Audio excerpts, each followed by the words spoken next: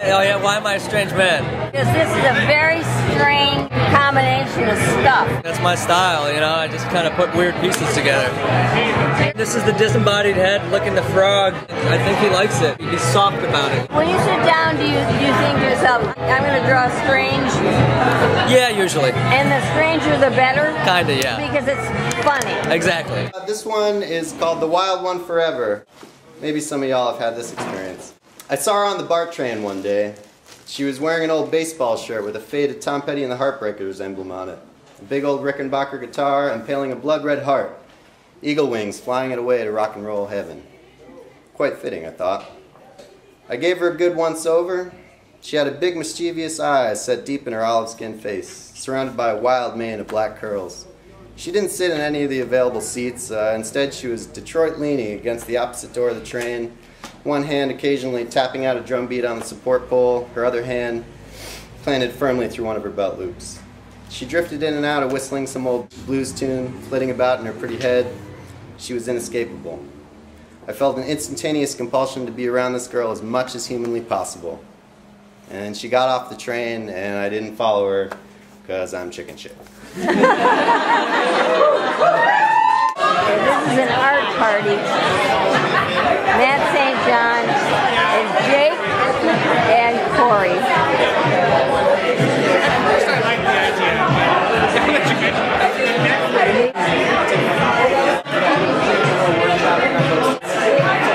Here's Matt St. John. This is Cory's mom. Right here. She's beautiful. That's Jake. Right there. He did these paintings. I've got like extras of these because the first run had like a fly wing on it. So like Rachel knows all three of them. all three of them. Cory's my BFF. And she's from Eugene, Oregon. There's a wild party going on out there, yes, folks. there's a good time to be had out there. No, we can't be out there talking about the paintings because there's too much noise. There's way too much Everybody noise. is like totally drunk. We're right by the booze table, so. Yeah, I know. I like to say I'm a San Franciscan at this point. I don't have any plans on leaving. There are very rare people who originated here. And the rest of us are all San We're all Franciscans. transients, exactly. Yeah. I was a journalism major.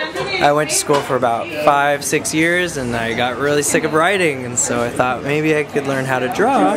And so I started doing a few comics, and my friends really liked them, and that was enough for me.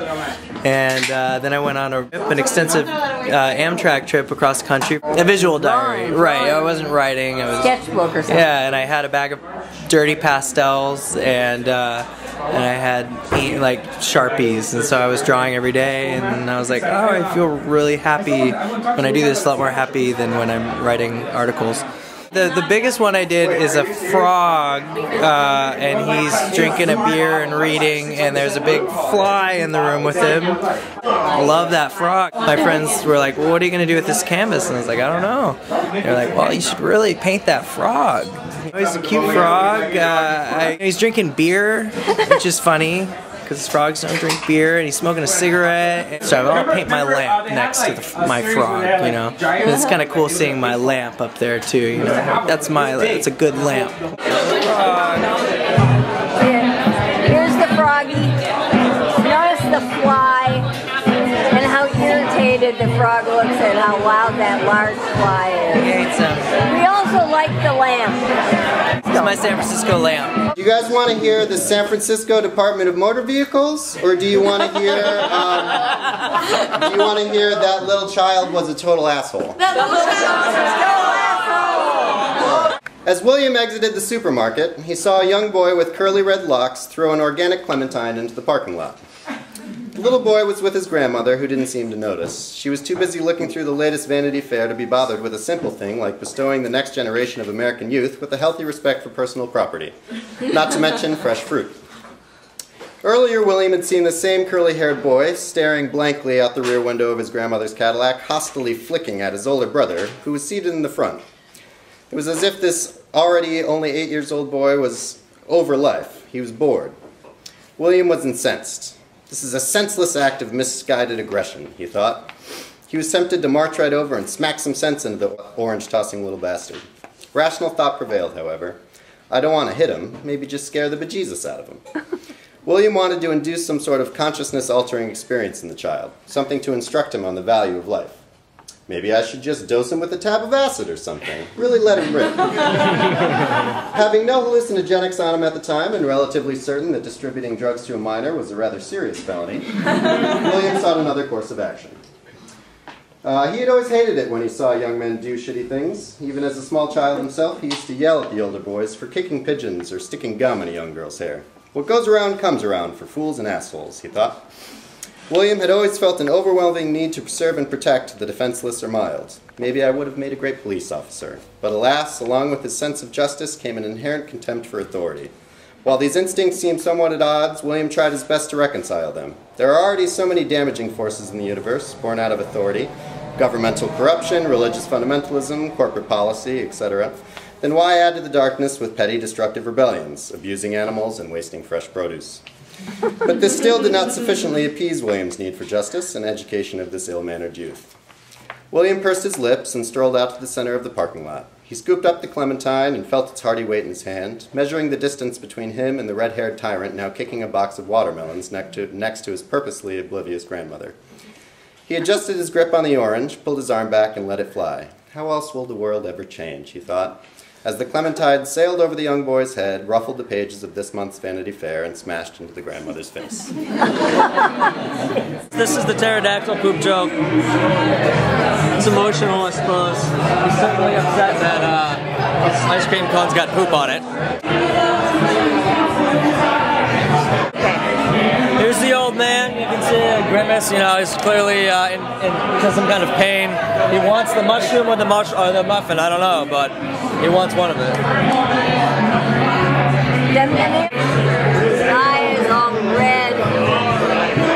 And you like the skin. You said you I like the skin a lot. I think I did a good job on it. And what is it? It looks like the teeth are made out of bamboo sticks or something. Something. They're definitely yellow. And a muffin on a mushroom. There's a kind of an alliteration there. There is. Muffin on a mushroom. You guys will read The Life in California, same as it ever was, different every day, and better with smooching. And then you're all going to kiss each other. Alright? Wonderful, wonderful. It's going to be nice, so get ready. If I don't see kissing. It's an orange and an apple, and they're on a date, probably talking about something real interesting. The kinds of stuff that apples and oranges say to one another. Exactly. Although, considering that people say they're apples and oranges, maybe these two in the end wouldn't get along that well. Oh, maybe you're tapping into some subtext there, Carol. Let's zoom in on this one. And there are flowers between them on the table. They are quite far from each other. And there's a lamp post in the back. What is that? Is that a painting on the wall or is that a window? Oh, that's a good question. Little iPhones doing their thing, eating some food. And what's it called? Family time? Family time. Got some spinach there, some butter. The bread actually looks pretty good. All the staples of a good dinner. Okay. Hi, I'm Rob. So here's your prize. You won big tonight. Yeah. I have a series, they're all poop jokes, because poop's hilarious. It's about this little guy, I'm gonna call him Colonel Corn. And Colonel Corn was born on a big old corn cob and decided that he was gonna strike out alone. So he grabbed up his suitcase and he went off into the big wide world. And before he knew it, he found that the big wide world was a big bad world. And he found himself in apparently some stew. He's the only kernel of corn in this big old stew, and he gets eaten by this fool, and surely he's met his demise. But he misses every chomp, and as we all know, corn does not digest. And he comes out on the other end, whole, happy, and ready to seize the day, with a suitcase and everything. Apparently, suitcases do not digest either.